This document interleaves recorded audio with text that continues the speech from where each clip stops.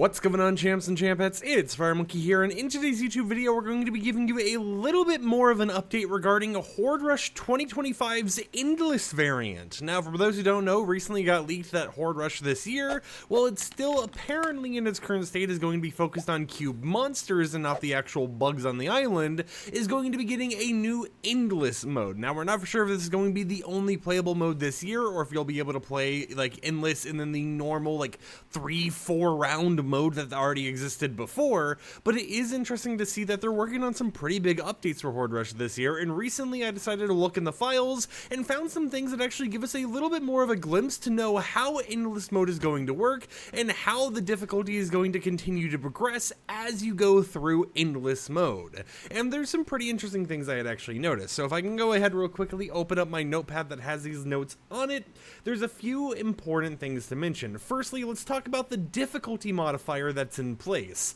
So they have a few different modifiers. Firstly, we have a modifier for the actual score you'll be able to get in the Endless mode. Of course, when you start off the match, you'll have the normal like 1 times multiplied score, but as the match goes on, your score that you actually earn from eliminating things and just doing anything that gives you more objective points is going to continue increasing. So firstly, you know, as the match goes on, it will start multiplying by 10 times, and then as time continues to go on, it will multiply by 40 times, then 49 times, then 53 times, then 59 times, and then, oh, I just fell, and then 63 times, all the way up until it has a 200 times multiplier to your actual score. Meaning that if you're someone who wants to chase high scores in Horde Rush this year, the strategy is going to be having a long-lasting games, because once you start getting to that certain threshold, I think it's going to be around like 10 minutes to 110 minutes, you'll actually start earning more and more points. And actually, if we go ahead and, you know, assume that the time data is based on minutes and not, you know, like hours or whatever else, once you've been in a match for 10 minutes, that's when you get the 10 times multiplier. Once you've been in a match for half an hour, that is when your score is getting multiplied by 59 times.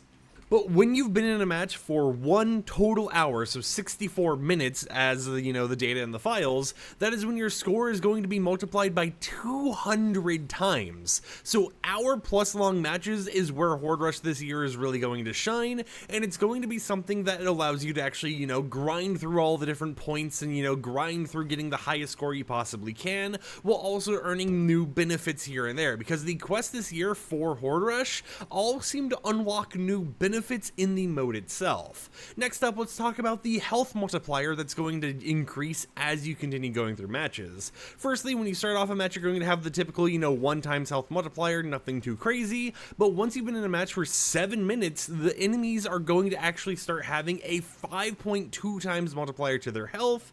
Once you've been in the match for half an hour, the enemies are going to have a 29 times multiplier to their health, and then when you've been in the match for 1 entire hour, I guess 59 minutes based on the data in the files, the enemy health is going to be multiplied by 80 times. And then finally, when you've been in the match for 110 minutes, or, you know, basically a little bit under 2 hours, that is going to be the cap of the health multiplier being 182 times, meaning even the normal simplistic enemies in the game are going to have a ton of health in order to actually eliminate them. And it's like Epic Games being like, look man, you've been in here for 2 hours. Just give it a break. We're multiplying it to an unfair amount so that you can just slow down. But nope, you can just continue grinding it out if you really want to. But of course, it's not just the health being multiplied, because we also have damage multipliers as the match goes on. Starts off at a 1 times damage multiplier for the enemies, and then goes to a 2 times at a 10-minute marker in the match. And then once you start going further and further on, it's going to continue increasing. At 25 minutes, you'll have a 5 times multiplier to all the damage the enemies are going to give to you.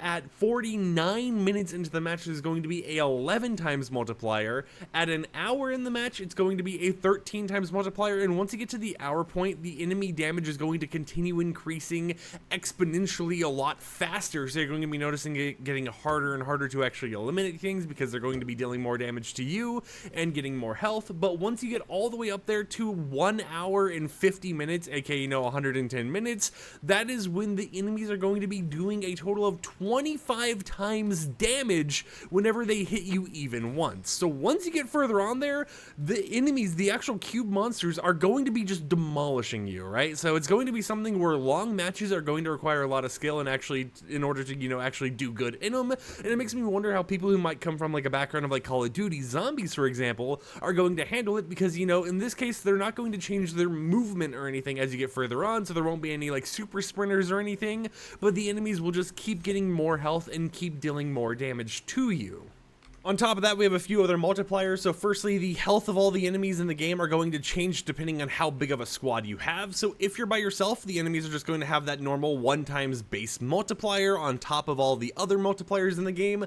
But if you have yourself a full squad, the enemies are going to have an additional 0.75 times health. So let's say they have like a 20 times health multiplier because you've been in the match for a little bit. Well, if you're in a squad, that is 20 times 1.75, meaning that it's still going to be even more health than someone who might be playing solos. Meaning playing solos means you'll get a little bit of an advantage here. They don't really have any data for playing in like duos, trios, or anything like that, at least not for health. So it appears like if you're a duo or a trio, you still have a 1 times multiplier to the health, so it will be the default values. But I wouldn't be surprised if it's a dynamic system where, you know, it's 1.75 with a full squad, it's 1 with just by yourself, and then if 2 people, it's 1.5 times, actually 1.25 times, and then with 3 people, it's a 1.5 times multiplier. But next up, we have to talk about the damage multiplier. So while you do have all of the damage values that continue increasing later on in the game, it actually gets nerfed a little bit by the player count area, because if you're someone who plays by yourself, the enemies are all going to have their health, or I guess their damage they do to you,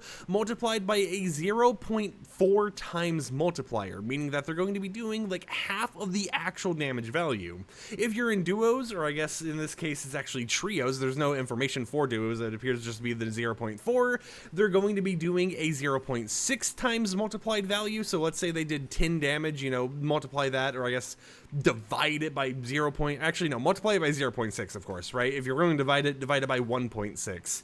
But that's going to be happening, and then if you're in a full squad, they'll have their actual damage nerfed by 0.75 times multiplier, meaning that when you're in a higher squad party or whatever else, there's going to be more damage that the monsters are actually going to be doing overall, even though their health isn't really getting nerfed by too much in the smaller squad sizes. So it's basically something to allow people in those smaller squads to not die as quickly, because they won't be taking as much damage even when the enemies have the normal amount of health. And then finally, we have a notice here that mentions an endless mode multiplier, or I guess endless mode in general, being enabled. That is set to 1, so it appears that they can disable endless mode at any point if it has any bugs or anything, and revert the mode itself back into the core, you know, 3-4 wave mode. But it appears, based on all the information we have right now, that what they're going to be doing is making Horde Rush this year just in endless mode. And, you know, there isn't going to be an option to change it to the non-endless version or anything like that, so it's just going to be an endurance match to see how long you can actually last. It makes me wonder how we're going to go with like the caretaker boss. Is he going to be there at all, or are they going to do something completely different where they're just like, you know what, we don't need the caretaker boss in this mode? We really have to just kind of wait to see. But it is interesting to see how they have all this data prepared for all the different multiplier values based on how long you've been in a Horde Rush match. Until next time, however, hope you champs and champions enjoyed today's YouTube video. Like the video if you liked it, dislike if you didn't like it, and I'll catch you guys tomorrow with another upload. So until next time, peace out.